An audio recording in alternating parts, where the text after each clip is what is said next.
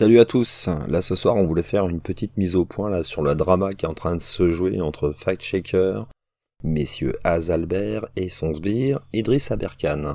Depuis quelque temps, Xavier Azalbert, le propriétaire de François, lance une offensive en direction des fact-checkers, tout particulièrement en direction de Fact and Furious, Tristan Mendès France, Rudy Reichstadt, donc Conspiracy Watch. Alors l'AFP, comme souvent les fact-checkers, font des syllogismes, c'est-à-dire qu'ils partent d'une conclusion déjà établie, qui est juste, en tout cas dans leur esprit, à partir de données faussées, biaisées ou à tout le moins incomplètes.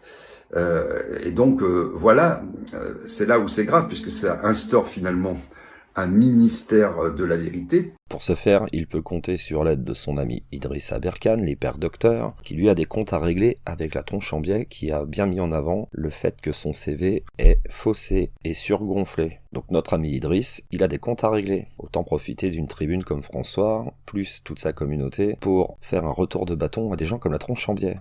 Il y a quelques jours, Idriss Aberkane sortait une vidéo sur sa chaîne YouTube. Il interviewait Malika Daoust, femme d'Antoine Daoust, le créateur de Fact and Furious. Il s'avère que Malika Daoust et Antoine Daoust vivent une période de séparation qui a l'air spécialement difficile, et elle lâche toute une série d'accusations vraiment graves en direction de son ex-compagnon. Accusations reprises sans vergogne par Idriss Aberkane, afin de pouvoir pilonner un fact-checker. Tout au long de cette interview, Malika Daoust lance des accusations de violence conjugale à l'encontre de son ancien compagnon, et il sous-entend qu'il est piloté. À partir de là, il suffit de mettre en marche la machine des communautés et des sphères complotistes pour donner un peu de crédit aux propos rapportés dans cette interview. Et là, ça fait directement le tour de la complosphère. Comment il se fait qu'ils ont obtenu un certain nombre de bénédictions, voire de quitus? Enfin, l'AFP, c'est pas rien, l'AFP, c'est l'agence nationale, etc. Et puis tout le reste. Comment ça se passe, ça? Comment ça peut se passer? Eh bien, en fait, on a constaté que rien n'allait dans Fact and Furious. C'est-à-dire, c'était un pantin désarticulé qui était présenté comme une agence de fact-checking sérieuse et dont, j'insiste, les dépêches, les articles ont été repris par au moins une quinzaine d'organismes de presse. Comme je vous le disais, ça va de l'agence France Presse à l'Express, en passant par même un média suisse, qui est certes un média controversé, mais tout de même. Ouais. Ici, l'emploi du mot complosphère prend tout son sens. Aberkane désigne un média suisse, toujours prudemment sans le citer, mais avec qui il a des comptes à régler, puisqu'il y a pas longtemps, le média en question a sorti un article sur lui. Alors non, ça ne vire pas l'obsession par rapport à ces gens-là, mais ça fait quand même 3 ans là qu'on les surveille de très près, et on constate leur rapprochement les uns avec les autres. Les uns volant systématiquement au secours des autres. Il faut quand même rappeler qu'il y a 2 ans, au mois de décembre, tout ce petit monde se retrouvait à Stockholm avec Barnerias, Brusas, Stuckelberger et Azalbert autour d'une conférence. Et là, il est évident que des liens se sont resserrés. Alors quand nos amis parlent de gangs, de désinformation, il suffit de les regarder, c'est exactement ce qu'ils représentent. Tiens, on va vous donner un exemple concret du soutien direct d'Azalbert et Aberkane à nos amis suisses d'Agora TV. Le 8 janvier 2021, François sort un article sur la radio-télévision suisse entre pédophilie, harcèlement et mensonge. Article signé Xavier Azalbert et Idriss Aberkane. Alors ces deux-là ne se sont pas trop mouillés, parce qu'ils n'ont fait que reprendre des articles de presse, on va dire mainstream, mais ils l'ont fait pile au moment où des amis à eux, nos amis suisses d'Agora TV, étaient en bisbille contre la RTS, afin de faire sortir un de leurs amis qui était incarcéré, Yann Lopez, chez qui ont été découverts des fichiers pédopornographiques. Nos amis d'Agora TV l'appellent un lanceur d'alerte de la pédocriminalité. En réalité, c'est quand même chez lui que le contenu a été découvert. Alors à l'écran, on peut reconnaître François de Siebenthal, juste à côté on a Gérard Scheller qui est le principal documentaliste Chloé Framery.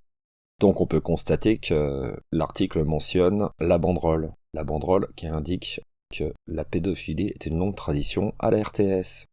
Et il se trouve que c'est précisément le titre d'un article rédigé par monsieur Yann Lopez, accusant à peu près tout le monde d'être pédophile. Ce qui lui a déjà valu ce genre d'accusation, plusieurs condamnations en France et en Suisse.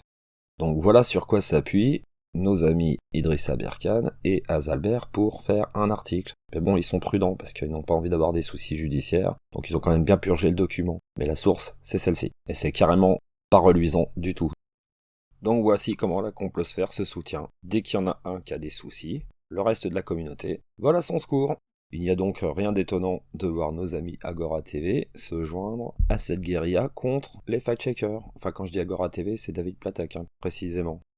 Ah, finalement, on se demande qui est le gang mafieux dans toute cette affaire. Enfin, quand on lit les propos comme tenus récemment sur Julien Pain, journaliste, et qu'on voit qu'il n'y a absolument aucune modération dans les propos avec plusieurs appels au meurtre, je pense que ça serait quand même grand temps de réagir en termes judiciaires.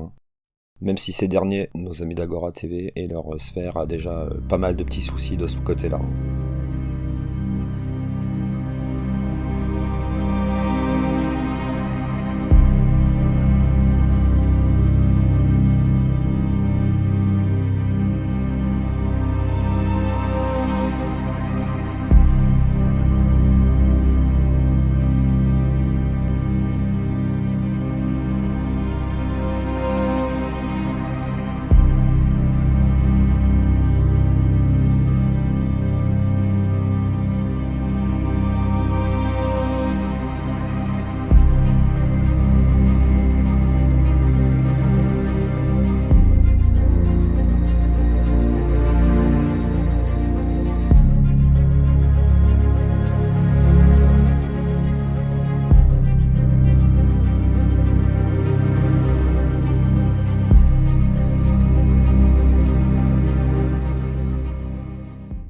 Allez, on va terminer avec une petite série de big up.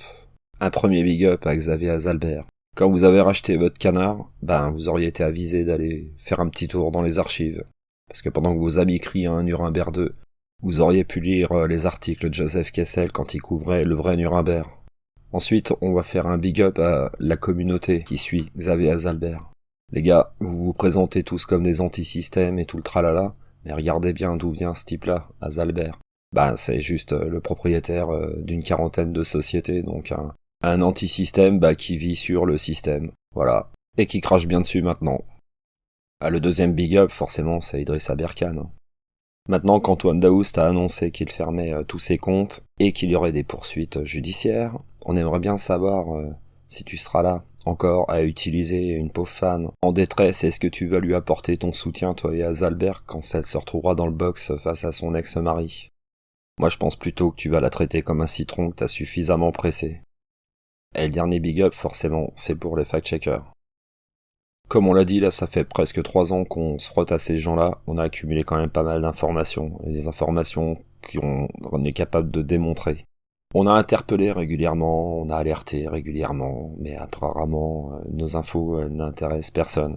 On vous voit jouer les vierges effarouchés dès que vous vous faites attaquer. Donc en fait, la seule chose qu'on aurait à vous dire, c'est cette réplique d'Eddie Mitchell.